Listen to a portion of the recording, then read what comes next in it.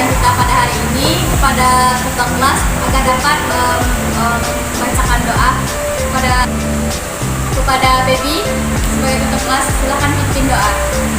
Ya, gerak, hormat, gerak, gerak, gerak, berdoa, mulai.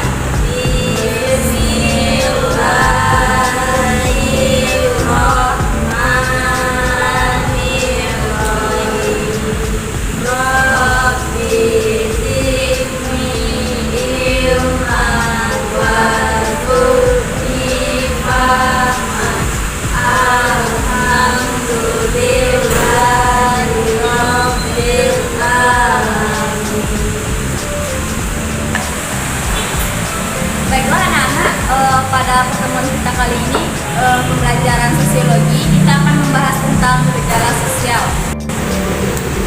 Baiklah, sebelum mulai pembelajaran kita absensi dulu ya. Baiklah, sebelum kita memulai pembelajaran kita absensi dulu ya. Anggi Angelita, hadir Bu. Desi Susanti, Debbie Septiana, Ibu. Novita Lastri, Sakit, Bu. Kemana Novita Lastri? Pulang kampung, Bu. Baiklah, jadi yang hadir cuma 3 orang ya. Baiklah, untuk pembelajaran sosiologi kita pada hari ini kita akan bahas tentang gejala sosial. Di mana gejala sosial ini kita akan bahas tentang yang pertama yaitu ada pengertian, yang kedua ada macam-macam, dan contoh gejala sosial yang ada di masyarakat. Nah, langsung saja pengertian gejala sosial itu sendiri. Menurut Gulo pada tahun 2010, gejala sosial adalah peristiwa-peristiwa yang terjadi di antara dan oleh manusia, baik secara individu maupun secara kelompok. Suatu peristiwa atau proses disebut gejala sosial karena perilaku oleh individu yang terlibat di dalamnya sering terkait. Menurut Durkheim, gejala sosial harus dipahami sebagai fakta objektif di luar kehidupan subjektif. Gejala sosial antara lain mencakup gejala ekonomi, politik, gejala budaya, dan gejala moral.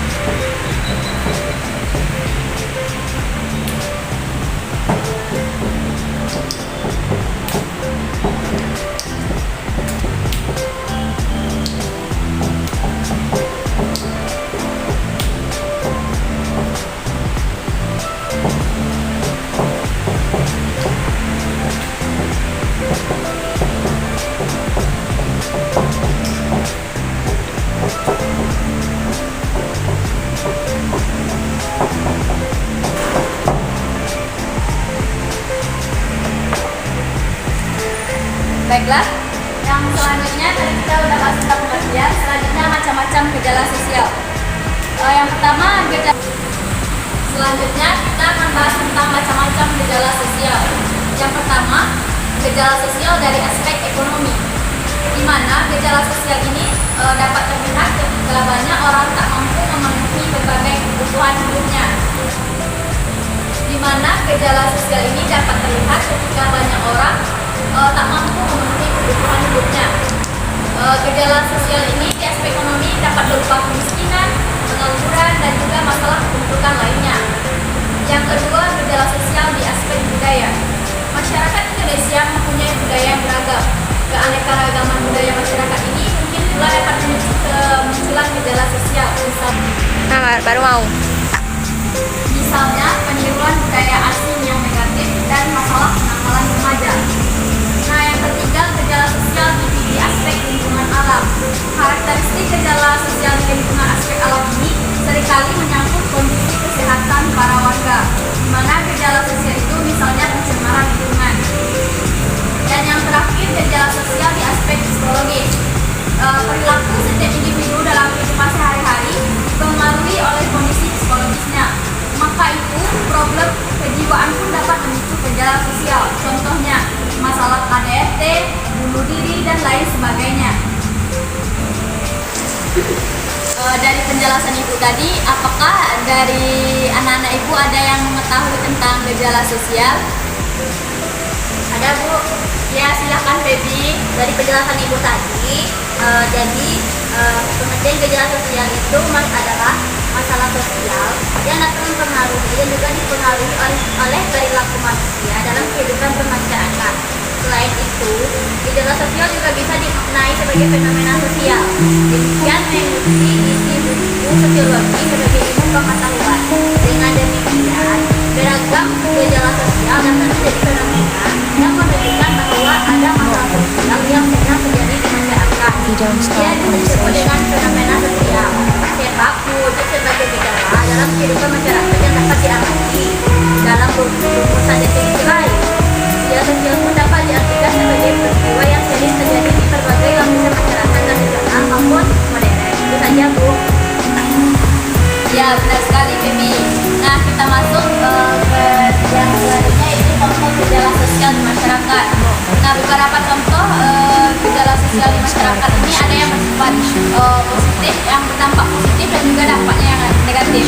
Nah, contoh dampak positifnya itu yang pertama menimbulkan munculnya norma baru dan nilai baru, di mana gejala sosial yang baru muncul di masyarakat tentunya akan menimbulkan perilaku atau norma baru. Diharapkan dari setiap munculnya norma yang ditimbulkan dari perubahan sosial dapat memberikan efek positif yang sesuai dengan perkembangan zaman. Yang kedua, kesetaraan gender antara laki-laki dan perempuan. Nah, peningkatan perubahan sosial di masyarakat tentunya akan meningkatkan pandangan tentang kesetaraan gender laki-laki dan perempuan sebagai sesama manusia. Hal tersebut akan mengurangi ketimpangan dalam masyarakat terhadap salah satu gender. Nah, yang selanjutnya berkembangnya lembaga-lembaga sosial baru. Adanya peningkatan kebutuhan sosial yang makin kompleks tentunya akan membutuhkan sebuah wadah, yaitu lembaga-lembaga sosial untuk memenuhinya. Yang selanjutnya pemerataan pendidikan formal yang semakin merata, di mana banyaknya permasalahan perubahan sosial yang dapat diatasi akan membuka pemikiran masyarakat tentang pentingnya pendidikan. Masyarakat akan berusaha memberikan pendidikan yang layak bagi anak-anaknya. Selanjutnya, berkembangnya ilmu pengetahuan, teknologi, industri, dan kesadaran politik. Berkembangnya ilmu pengetahuan akan menjadikan SDM yang terdidik. Hal tersebut akan meningkatkan banyaknya sektor seperti meningkatnya ilmu pengetahuan, teknologi, dan industrialisasi. Selain itu, masyarakat akan sadar terhadap pentingnya ikut andil dalam dunia politik. Dan yang selanjutnya, kebebasan dalam beragama. Kehidupan masyarakat dengan kualitas SDM yang tinggi diharapkan dapat menjadikan kerukunan antar umat beragama. Selanjutnya, contoh dampak sosial negatif di masyarakat. Sementara yang negatif dapat terjadi ketika individu atau anggota suatu masyarakat tidak mampu mengantisipasi perubahan yang terjadi. Akibatnya, gejala sosial lantas memicu berbagai macam perilaku menyimpang. Beberapa contoh dampak negatif dari gejala sosial adalah yang pertama, meningkatnya angka kriminalitas di tengah masyarakat. Yang kedua, terjadinya kesenjangan yang jauh antara masyarakat golongan miskin dan yang kaya. Dan yang ketiga, dapat memunculkan kesenjangan antara masyarakat antar kelompok yang menuju kepada perpecahan. Dan yang terakhir, banyaknya industrialisasi dan peningkatan penggunaan sumber daya alam. Berhenti dulu. Yang kedua, terjadinya kesenjangan yang jauh antara masyarakat golongan miskin dan kaya. Yang ketiga, dapat memunculkan kesenjangan antara kelompok yang menuju kepada perpecahan. Dan yang terakhir, banyaknya industrialisasi dan peningkatan sumber daya alam dapat menimbulkan dampak buruk berupa kerusakan lingkungan.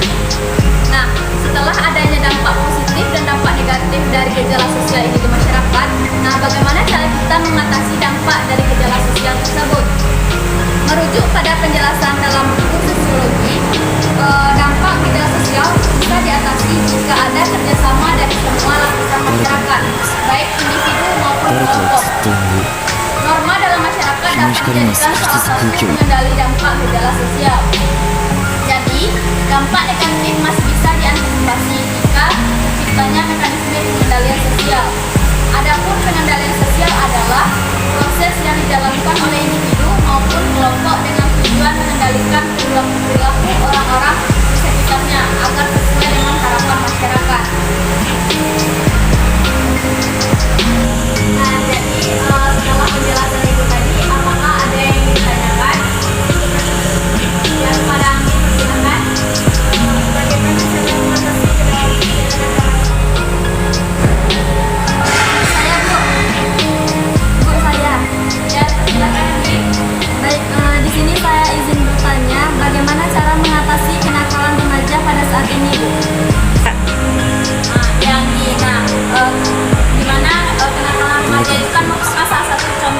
dari dampak sosial. Nah, bagaimana cara kita mengatasi dari nakal remaja tersebut?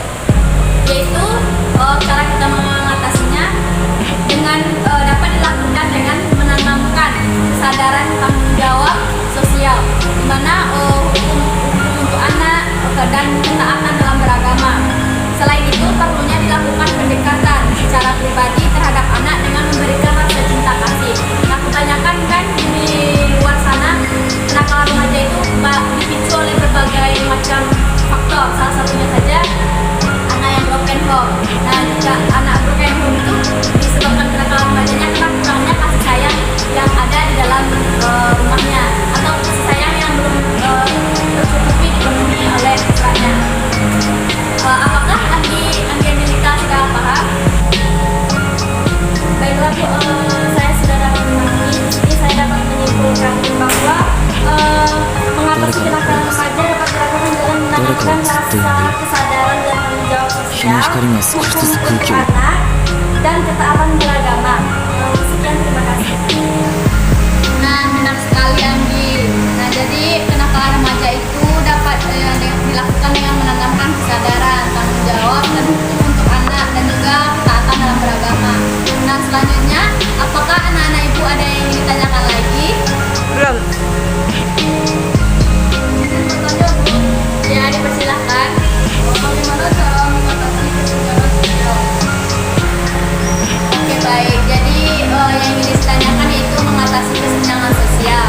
Nah, kesenjangan sosial ini merupakan masalah utama ya di masyarakat kita, utamanya di Indonesia gitu.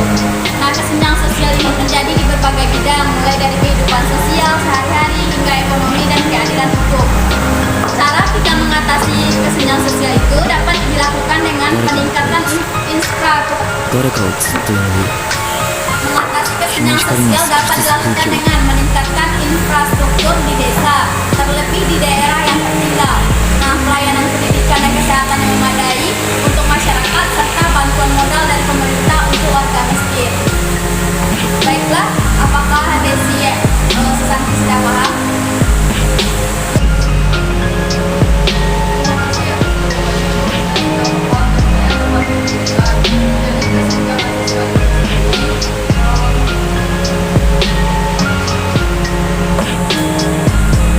Dapat saya simpulkan bahwa mengatasi kesenjangan sosial itu sendiri dapat dengan meningkatkan infrastruktur sosial. Nah, bagus sekali Desi. Nah, contoh dari dampak sosial lainnya yaitu dapat kita temui seperti pengangguran. Nah, bagaimana sih cara kita mengatasi pengangguran? Nah, setiap tahun pengangguran di Indonesia kan terus meningkat. Hal tersebut berarti bahwa pemerintah harus memberikan solusi yang tepat untuk mengatasinya. Cara mengurangi laju pengangguran yaitu seperti pembukaan lapangan kerja yang banyak, penempatan lapangan kerja sesuai dengan kemampuan, penyuluhan teknologi, dan pengarahan perekonomian kepada masyarakat. Jadi anak-anak, itulah pemaparan kita, materi kita pada pertemuan kali ini. Baiklah, kita akhiri pertemuan kita pada hari ini dengan membacakan doa kepada ketua agar dapat memimpin doanya. Bersyukur, niatkan, mengantar, datang, bersyukur dimulai.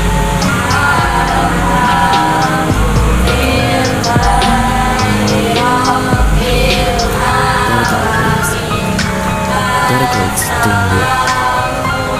日の光が少しずつ空気を